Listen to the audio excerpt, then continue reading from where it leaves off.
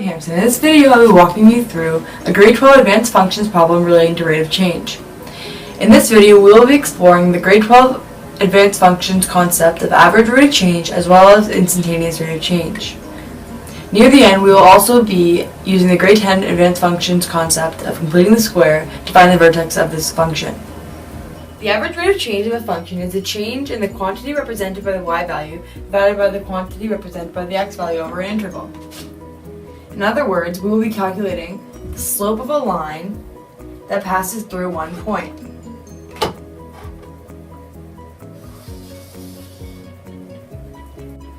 This is called a secant line. The slope of this line will be the average rate of change between the interval that it passes through.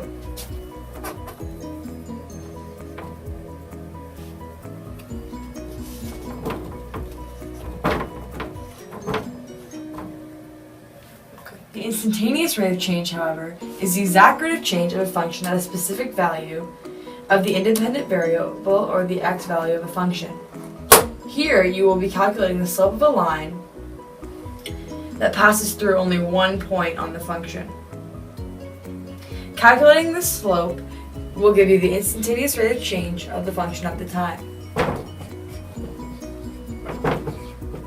This line is called the tangent line.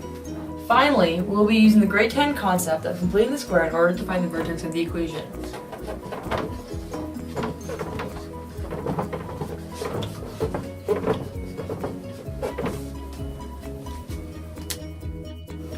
To begin, I will explain the question. The function f of x equals negative 0.005 x squared plus 0.8x plus 12 models the relationship between a certain vehicle's speed and fuel economy, where f of x is the fuel economy in kilometers per liter and x is the speed of the vehicle in kilometers per hour. Determine the rate of change in fuel economy for 10-kilometer intervals in speed and use your results to determine the speed that gives you the best fuel economy. In order to solve this problem, we will be calculating the average rate of change in 10-kilometer intervals. This will allow us to find the approximate time when the fuel economy will be at its best. This is because at the vertex of a function, the vehicle will produce the best fuel economy. Also at the vertex of a function, the rate of change will be 0. Therefore, because of this, we know that the best fuel economy will be produced when the rate of change is 0. However, the question also asks to determine the exact speed at which the vehicle produces the best fuel economy. To find this exact speed, we need to calculate the instantaneous rate of change. Knowing that the best fuel economy will be at 0, we need to complete the square of the function to change it to vertex form and then find the instantaneous range at the function's vertex. Knowing all this information, I will go through the question once again, pinpointing the valuable information. The function f of x equals negative 0.005 x squared plus 0.8x plus 12 models the relationship between a certain vehicle speed and fuel economy, where f of x is the fuel economy in kilometers per liter and x is the speed of the vehicle in kilometers per hour. Determine the rate of change in fuel economy for 10-kilometer intervals in speed and use your results to determine the speed that gives you the best fuel economy. The valuable information in this question would be the equation f of x, which equals fuel economy, and the x value, which is vehicle speed in kilometers per hour.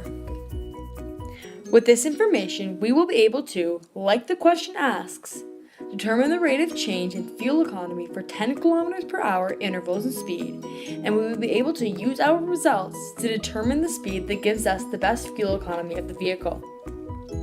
The steps I will be taking to complete this question are as follows. First, I will be calculating the average rate of change in 10 kilometers intervals starting at the interval of 0 to 10 kilometers. Next, I will continue to do this until the average rate of change becomes negative. Here I will know that the vehicle's best fuel economy will have occurred in the previous interval. Step 3. With this information, I will complete the square to find the vertex of the equation. With this vertex, I will calculate the instantaneous rate of change to ensure that the slope is 0. When I find that the slope is 0, I will know What speed produces the best fuel economy?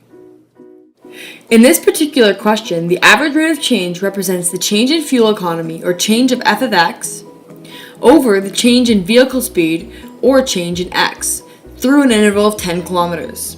The instantaneous rate of change, however, represents the change in fuel economy over the change in vehicle speed through only one point on the function. However, to begin this question, I will start by calculating the average rate of change in the 10-kilometer intervals. To begin, I will solve the first interval between 0 kilometers an hour and 10 kilometers an hour. To do this, I will sub 0 in for x and find its corresponding y value. I will then sub in 10 for x and find its corresponding y value. With these values, I will then calculate the change in fuel economy by dividing the change in fuel economy by its corresponding change in vehicle speed. Between the intervals of 0 and 10, the average rate of change is 3/4 hours per liter. I will then move on to the next interval and follow the same procedure in order to find the rate of change over this interval. To re-explain the concept shown above very quickly, for this interval I will sub 10 for x into the equation to find its corresponding y value. I will then sub 20 for x into the equation and find its corresponding y value. I will then calculate the change in fuel economy by dividing the change in fuel economy by its corresponding change in vehicle speed. Between the interval of 10 kilometers an hour and 20 kilometers an hour, the rate of change is 13/20 hours per liter. I will continue to follow this procedure with every following interval until the rate of change becomes negative. As we can see, the rate of change becomes less and less, however does not become negative until the intervals of 80 to 90 kilometers an hour. Here, we know that the function has passed its vertex because a negative rate of change indicates a decreasing slope. With this information, we know that the previous interval, from 70 to 80 kilometers per hour, is where the vehicle's best fuel economy would have been produced. This is at a rate of change of 0.05 hours per liter. Now, to solve for the exact moment when the fuel economy will be best, we need to use the grade 10 concept of completing the square.